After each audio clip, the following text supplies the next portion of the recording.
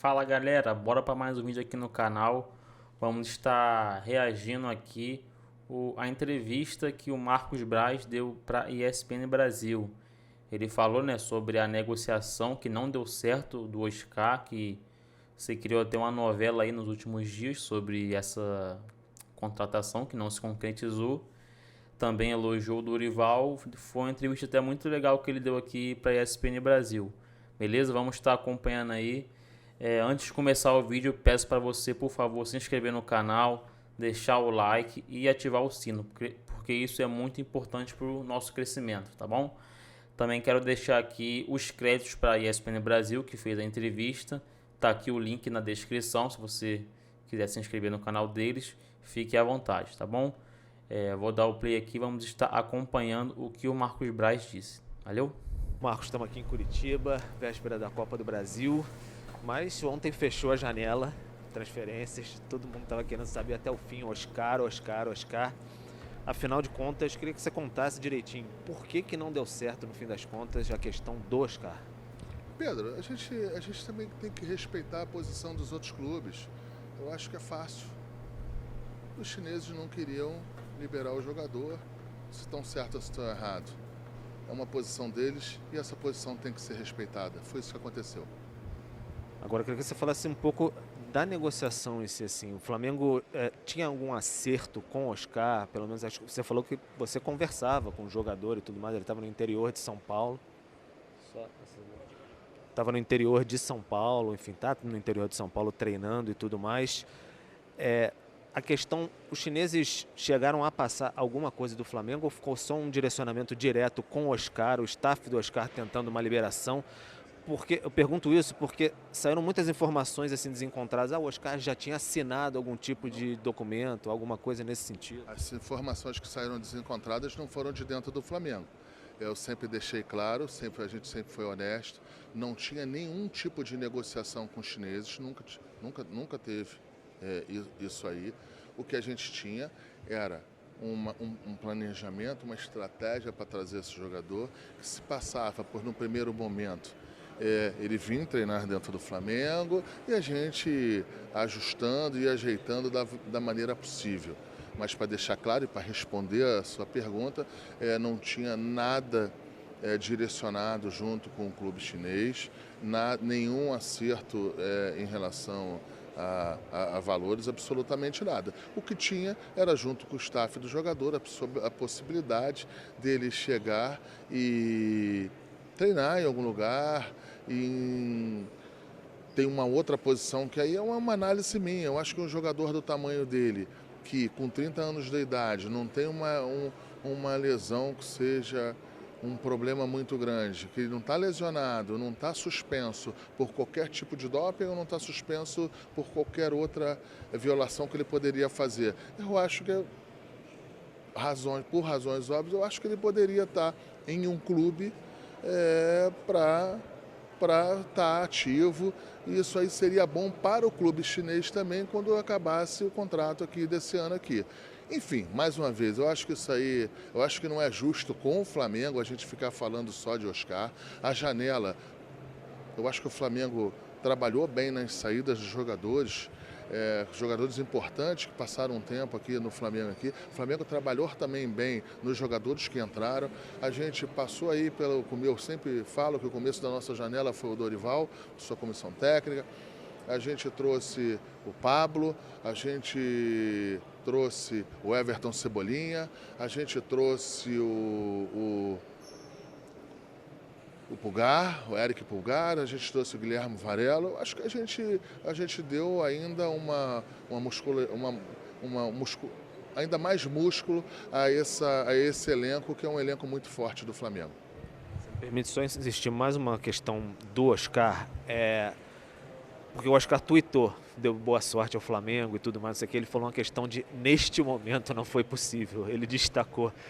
Então, neste momento, de repente, futuramente, o Flamengo pode imaginar será que é possível, de repente, para 2023, pensar alguma coisa em Oscar? E, além disso, o Oscar tem uma liberação, pelo que a gente sabe, para treinar no Brasil. O Ninho do Urubu poderia ser um lugar que ele poderia treinar, ou o Flamengo entende que por conta da negociação não ter dado certo, etc e tal, não seria prudente nesse momento ele treinar no Ninho do Urubu? Não, o Flamengo sempre botou o CT à disposição da recuperação de vários atletas. Isso aí é histórico do Flamengo. O Flamengo sempre foi gentil nesse sentido. Em relação ao neste momento do Oscar, eu acho que qualquer jogador, não só ele, como o próprio Wallace, que a gente tinha um entendimento que seria gratificante ele estar aqui, iria nos ajudar desportivamente aqui. Tanto ele como o Oscar, eu acho que ficaram em situações para frente. Isso aconteceu aí com o Rafinha, que a gente tentou trazer ele em janeiro, não conseguimos, trouxemos ele no meio do ano. Isso aconteceu com o próprio Everton Cebolinha, que a gente no começo do ano, na hora que a gente iria para cima dele, a gente teve um problema em relação ao Banco Central, a gente se sentiu desconfortável para avançar, porque tinha uma imprevisibilidade muito grande na parte financeira. Eu acho que são dois jogadores que deixam claro que gostariam de jogar do Flamengo, e o Flamengo deixou claro que gostaria de ter eles aqui. Mas, Pedro, assim, não posso perder essa oportunidade de falar aqui no teu canal, aqui com todas as pessoas aqui. Eu acho que é injusto a gente ficar falando um pouco de mercado futuro, depois de trazer Vidal, depois de trazer Everton Cebolinha, esses jogadores que eu todo aqui falei. Eu acho que o Flamengo trabalhou bem, eu acho que na parte financeira o Flamengo eu tenho que ter muito cuidado para falar desse assunto, não é um assunto legal de se falar, mas eu acho que a guerra, o Flamengo soube usar o dispositivo, esse cenário. A gente nunca foi não foi para cima de nenhum jogador que estaria nessa situação, mas quando o jogador acionava o dispositivo da FIFA, aí sim o Flamengo ia para cima do jogador, se colocando à disposição para receber esse jogador. Isso foi com o Guilherme, isso aí a gente, com o Pablo, logo no começo, ele não usou isso aí, mas ajudou para que ele fosse determinante, falando que gostaria de sair da Rússia naquele momento. Enfim, eu acho que o Flamengo fez uma excelente janela e espero que essa excelente janela se torne aí, que venha agraciada com os títulos, que é o que mais importante. Eu não quero aqui estar feliz ou sendo reconhecido de o Flamengo ter feito uma grande janela e os títulos não vêm. O que interessa para a torcida do Flamengo, para todos os torcedores, para os associados, para todo mundo. E para mim, para a imprensa que cobre a gente no dia a dia, eu acho que todo mundo fica feliz quando a bola entra e quando a gente tem os títulos. Eu até pedi para você fazer um balanço da janela, mas você já foi entrando fazendo o balanço da janela. Mas eu queria que você falasse um pouquinho até por conta Teve uma dificuldade inicial lá em janeiro por conta da questão do Banco Central. Como é que vocês imaginaram, depois que teve essa destrava do Banco Central, mapear, dar uma olhada, ir com a fome necessária no meio do ano e também lidar com jogadores você já está acostumado, claro, mas lidar com jogadores do porte do Vidal, assim, ir para cima, um jogador que queria muito jogar no Flamengo. Como é que foi montar dois times que estão fazendo muito sucesso aí no Brasil? Agora muita gente falando, o Flamengo tem dois times, tanto que um está fazendo muito sucesso no Brasileiro especificamente. O Flamengo tinha uma estratégia clara de reformulação em alguns sentidos.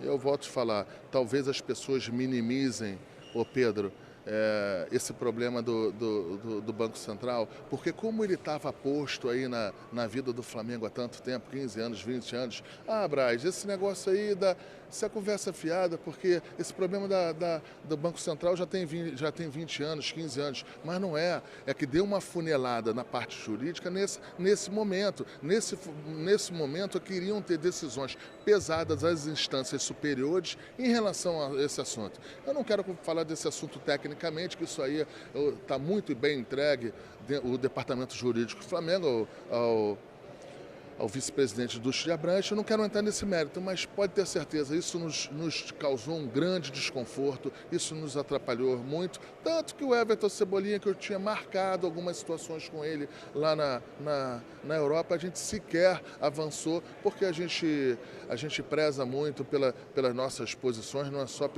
eu acho que não é só o nome do Flamengo, eu acho que quem está ali também usando o nome do Flamengo, representando o nome do Flamengo, tem que saber que se você não pode fazer uma operação ou que você não pode estar dentro de uma operação, eu acho que a gente não tem que enganar ninguém. E foi isso que aconteceu. A gente pegou, voltou, a gente sequer poderia comentar com a imprensa, porque tinha uma solicitação para a gente não falar do assunto, e isso aí causou um estresse muito grande, causou um desgaste muito grande, mas quem quer estar à frente do futebol do Flamengo não pode ter respeito a desgaste, mas não pode ter medo do desgaste. Agora, no início do ano, o Flamengo imaginava uma reformulação, creio, do elenco e tudo mais, e trouxe o Paulo Souza para tocar esse projeto, não deu certo. Aí o Dorival chega e parece que está tudo dando muito certo. Na sua visão, assim, macro do que está acontecendo no departamento de futebol, no futebol do Flamengo, por que está dando tão certo agora com o Dorival? Por que ele chegou e fez dar tão certo no futebol do Flamengo? Pedro, está dando muito certo, mas a gente não ganhou absolutamente nada. Eu acho que é essa consciência que a gente tem que ter, eu acho que é esta análise que a gente tem que ter. Isso não quer dizer que quando a gente, mesmo ainda não acontecendo, de ter vencido, ou se a gente irá vencer, se a gente não tem um sentimento que as coisas estão no rumo certo. Eu acho que as coisas estão no mundo certo, mas tem que ter muita cautela, muita tranquilidade. A gente pega uma pedreira amanhã aqui, que é o Atlético Paranaense, está aí, semifinalista da Libertadores, e vamos fazer uma entrevista no final do ano que eu vou falar melhor se deu certo, se não deu certo, com contundência. Pode falar um pouquinho sobre o papel do Dorival nesse dia a dia? O Dorival, eu estou à vontade para falar do Dorival, que tem um Twitter meu de 2012. 2012, eu sequer era dirigente do Flamengo. E assim, quando você não é dirigente, você tem algumas... Você solta mais, você comenta, fala um pouquinho a mais. E eu dei um Twitter em 2012 falando que pior que tá não fica. O Dorival é uma grande contratação, mais ou menos isso que eu escrevi, até postaram isso aí de volta aí. Então, assim, a minha relação com o Dorival, em relação a acreditar no trabalho dele, há muito tempo, é longa. A gente tinha ali para decidir entre uma situação ou outra, mas assim, o Dorival sempre foi o que a gente entendia que naquele momento seria o que iria trazer esses resultados. Vamos ver se continua os resultados, os grandes resultados que estão continuando, que eu acho que é o importante.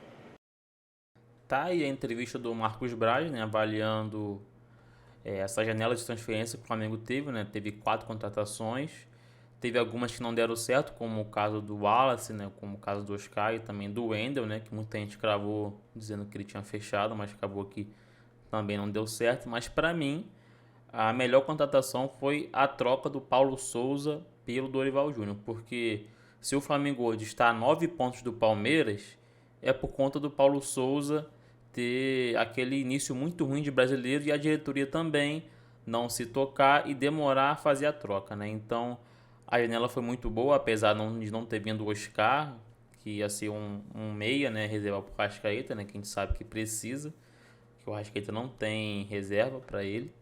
Mas assim, foi muito boa, o time tá bem, tanto o time A quanto o time B, e foi muito boa a janela, né? A gente sabe que pode futuramente o Oscar vir mesmo pro Flamengo, né? O Marcos Braz deixou isso em aberto, né? Futuramente, quem sabe ele possa vir. Mas essa foi a entrevista aí, espero que vocês tenham gostado do vídeo. Deixa aquele like para você ajudar o nosso canal, se inscreva no canal e até o próximo vídeo.